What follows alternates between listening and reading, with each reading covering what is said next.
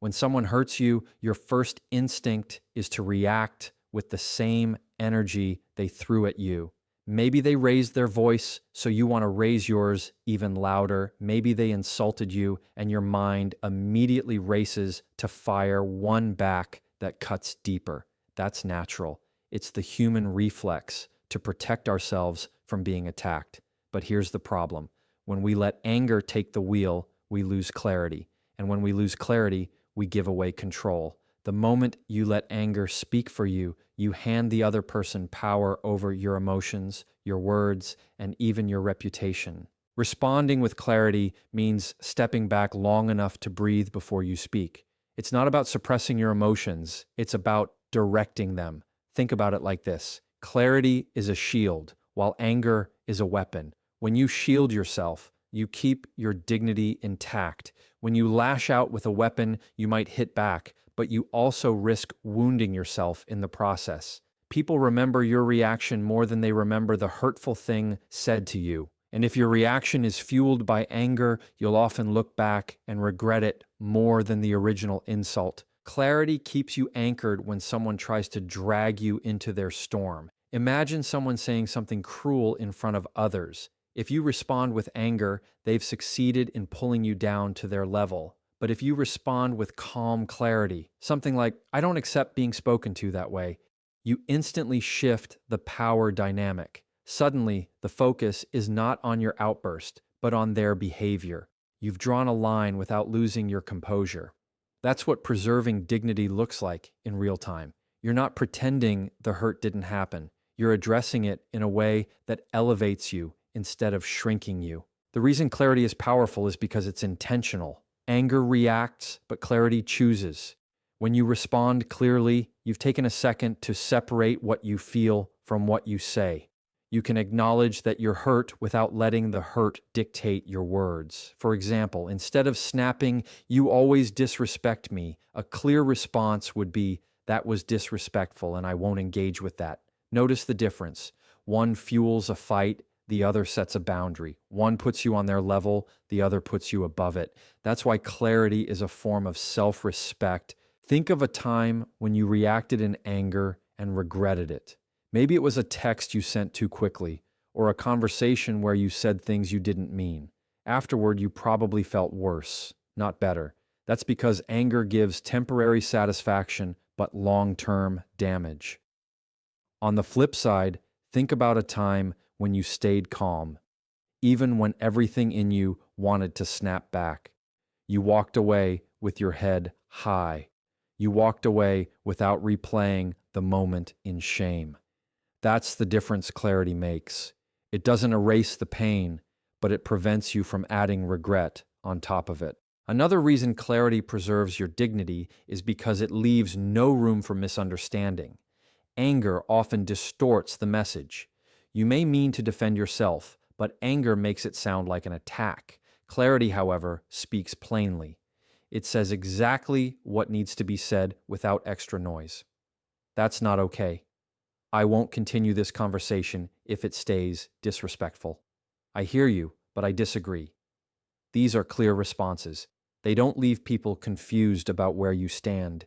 And when people are clear about your boundaries, they're less likely to test them again. At the end of the day, clarity is strength under pressure. It doesn't mean you're emotionless. It means you're wise enough not to let emotions run the show. Responding with clarity instead of reacting with anger keeps the attention on the real issue, not on your reaction. It shows maturity, composure, and self-control. And it reminds everyone watching, including yourself, that your dignity is worth more than a heated reaction in the moment. When someone hurts you, it's easy to feel like your only choices are to either stay silent or explode, but there's a middle ground that's both powerful and calm. That middle ground is setting a boundary. A boundary is not about controlling the other person, it's about protecting yourself. It's a clear statement of what you will and will not accept. And when you set a boundary, you're sending the message that you respect yourself too much to stay in a situation that tears you down. Boundaries aren't about pushing people away, they're about keeping your peace in place. The mistake most people make is thinking that boundaries have to be aggressive. They don't. A firm boundary is calm, short, and to the point. It doesn't require yelling, insulting, or justifying. For example, instead of saying, "Why do you always talk to me like this?" which invites an argument, a boundary sounds like, "I won't keep talking if the disrespect continues."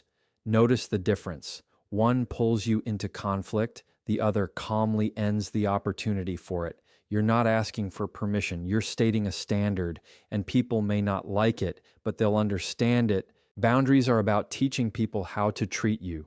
When you stay quiet in the face of hurt, you're unintentionally telling the other person that it's okay to keep doing it. On the other hand, when you snap back in anger, you give them the excuse to say you're overreacting.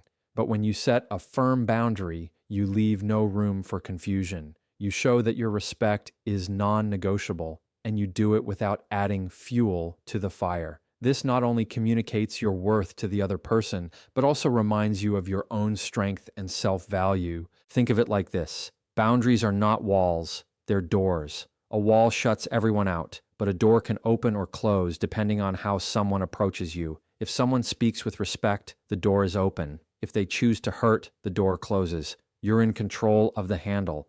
This perspective keeps you from feeling guilty about setting boundaries because it's not about punishment, it's about conditions. Healthy relationships are built when both sides know where the door is and what it takes to walk through it without causing harm. A powerful part of setting boundaries is the follow-through. A boundary without action is just a wish. If you say, "I won't stay in this conversation if it gets insulting," but you stay anyway, the message is lost. But if you calmly walk away the moment the line is crossed, you reinforce your standard without saying another word. Action speaks louder than explanation. You don't need a long speech. You don't need to defend your choice. The act of stepping away communicates more respect for yourself than any angry response ever could. Boundaries also prevent you from carrying the weight of someone else's behavior. Without them, you might find yourself replaying conversations, wondering what you should have said, feeling drained and resentful. Boundaries free you from that cycle. They draw a clear line that says, "This part is yours, not mine." That separation protects your energy. It allows you to respond from a place of strength instead of being dragged into chaos. And when people see that you have those lines, even if they test them at first, they eventually learn to adjust or remove themselves from your space. The truth is, setting firm boundaries isn't about being harsh. It's about being clear. It's about respecting yourself enough to say, "This is how I expect to be treated," and then living in alignment with that standard. You can set them without shouting. You can set them without being cold. You can set them with calmness, confidence, and clarity. And when you do, you protect your dignity, preserve your peace, and prove to yourself that your self-respect is stronger than any attempt to tear you down. When someone throws hurtful words at you, the first temptation is to respond with a long explanation or a heated comeback. But the more words you use, the more fuel you're giving to the fire. People who hurt you often want a reaction. They want to see you unravel. They want you to get caught in defending yourself. That's why long explanations rarely work, because they hand the other person more chances to twist your words against you. But when you keep your responses short, calm, and controlled, you take away the satisfaction they're looking for, and you hold on to your power. A short response is powerful because it communicates boundaries without creating more conflict. For example, when someone insults you, instead of saying, "Why would you say that? Do you even realize how disrespectful that is? Don't you know that hurts me?" You simply respond with, "That's not okay." 5 words. No yelling, no long lecture, just clarity. That short phrase says everything it needs to. It tells the person they crossed a line, it signals your self-respect, and it ends the need for back and forth arguments that go nowhere. Calmness in your delivery is what makes those short responses land with even more weight. Imagine 2 scenarios. In one, you angrily shout, "That's not okay." In another, you calmly, firmly say, "That's not okay." The words are the same, but the effect is completely different. The first one shows they got to you, the second one shows they didn't. And that's where the strength comes in. Staying calm doesn't mean you're not hurt. It means you're not giving the other person the satisfaction of controlling your emotions. Calm is the tone of power. When you choose short, calm responses, you also leave space for the silence to do its job. Silence after a calm boundary creates discomfort for the other person, not for you.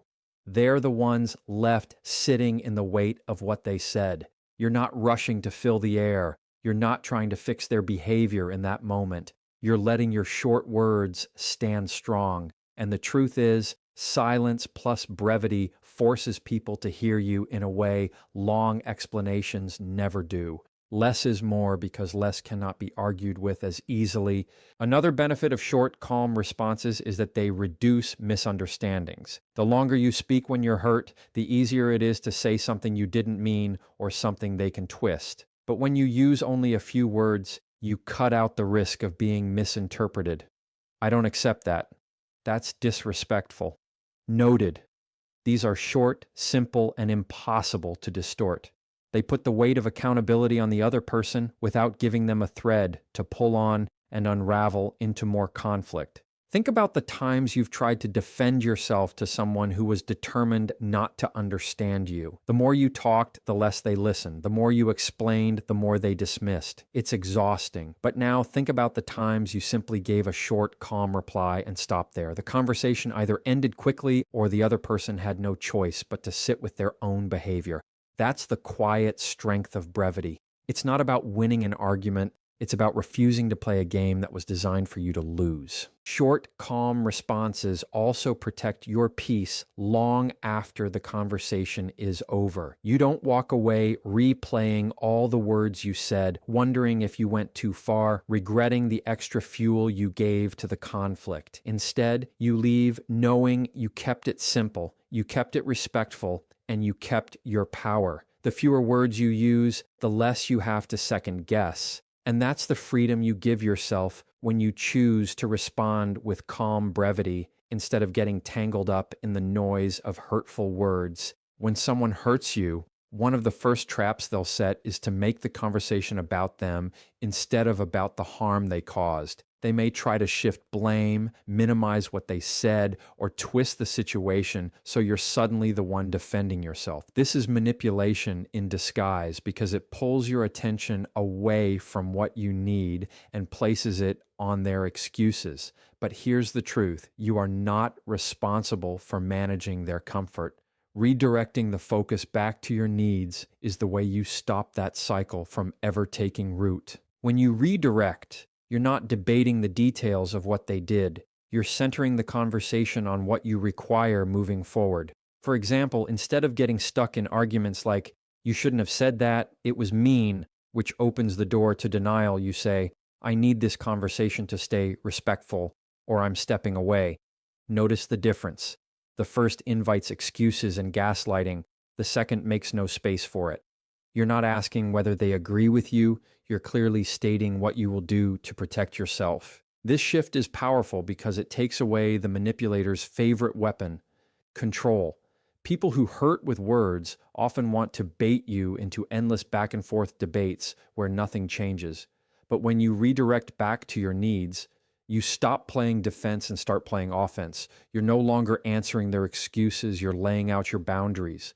That flips the entire dynamic. They can argue all they want, but you're not engaging in their game. You're standing firm in what you require, and that's where real strength shows. Redirecting also prevents emotional exhaustion. If you've ever been in a conversation where someone hurts you, then makes it about your reaction, you know how draining it feels. You leave the conversation questioning yourself instead of addressing the original harm. That's exactly how manipulation works. It confuses and exhausts until you give in. But by keeping the focus on your needs, you cut off that exhaustion at the root. You conserve your energy, you simplify the message, and you remind yourself that you're allowed to prioritize your peace over their approval. The beauty of redirecting is that it doesn't require long speeches. You don't need to explain every detail of why you feel hurt. You don't need to convince them to see your perspective. All you have to do is repeat your need calmly and consistently. I need this conversation to be calm. I need space right now. I need respect in order to keep engaging. These phrases are short, clear, and unshakable. They don't leave room for manipulation because they're not about convincing the other person, they're about declaring your standard. This approach also builds self-trust. Every time you redirect instead of getting lost in their excuses, you prove to yourself that you can handle difficult conversations without losing yourself in them. You teach yourself that your needs matter enough to take up space in the conversation. And once you start practicing this, you'll notice how much lighter you feel afterward. You won't replay the conversation in your head wondering if you explained enough, because you weren't there to persuade them. You were there to protect what you need, and that clarity keeps you steady. At the heart of this, redirecting the focus back to your needs is not about shutting people out. It's about refusing to be pulled into a cycle that was never going to serve you. It's about breaking patterns of blame, deflection, and guilt tripping by keeping the spotlight on what matters most: your peace, your dignity, and your standards. And when you consistently bring the conversation back to that, you remove the power of manipulation and put the power of choice back in your own hands. Silence is one of the most underrated responses when someone hurts you, because most people think silence means weakness or avoidance. But that's not true when silence is intentional. Silence is not shutting down, it's not running away, it's not pretending the hurt didn't happen. Intentional silence is a choice. It's the decision not to hand over your energy, your words, or your control to someone who is trying to provoke you. In the right moment, silence can say more than any speech ever could because it shows you are untouchable. The reason silence is powerful is because it denies the other person the reaction they are looking for. Hurtful people often thrive on seeing you upset, flustered, or defensive. That reaction gives them proof they struck a nerve, and that's the fuel they wanted all along. But when you remain silent, calm, and unshaken, they're left holding their own words. They don't get the payoff they were after. That emptiness becomes uncomfortable for them, not for you. Silence flips the script because it makes their behavior echo back on them without you lifting a finger. Silence also creates space. Space for you to think clearly, space for them to hear the weight of their words without interruption, and space for the tension to work in your favor. Imagine someone insults you, and instead of arguing back, you just look at them and say nothing. That moment of silence stretches longer and longer, and suddenly the insult doesn't sound powerful anymore. It sounds petty. Silence has a way of shrinking the other person's words while enlarging your presence, and that's why it carries so much strength. Another part of intentional silence is that it keeps you from saying something you'll regret. When emotions are high, words can come out sharper than you intended, and once they're spoken, you can't take them back. But silence gives you a pause button.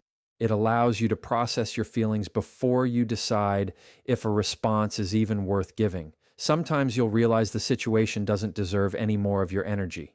Other times, you'll find the right words to use later. Either way, silence keeps you in control of the timing and the tone. Silence doesn't mean you're weak or passive. In fact, it's often harder to stay silent than to lash out. It requires discipline, self-awareness, and confidence to let silence do the work. Weakness reacts immediately, strength pauses and chooses, and the people watching, because there are always people watching, will notice that. They'll see that you didn't let the moment break you down. They'll see that you valued your dignity over the urge to fire back. And that unspoken message will speak louder than anything you could have said out loud. Intentional silence also protects your peace after the moment is over. When you walk away from a conversation where you chose silence, you don't carry the weight of replaying angry words you wish you hadn't said. You don't feel the shame of knowing you lost control. Instead, you walk away lighter, knowing you didn't give someone else power over your emotions. That's the gift silence gives. It not only protects you in the moment, it protects you long after the moment has passed. It keeps your dignity intact without adding regret on top of the hurt. At its core, intentional silence is about choosing not to fight battles that don't deserve your energy. It's about recognizing that not every hurtful word requires an answer, and not every attack deserves your attention. Silence communicates strength because it shows that you are in control of yourself, even when someone else is out of control. It is proof that you don't have to match someone's noise with more noise. You can let them speak, and you can let their words fall flat while you remain steady, calm, and untouchable.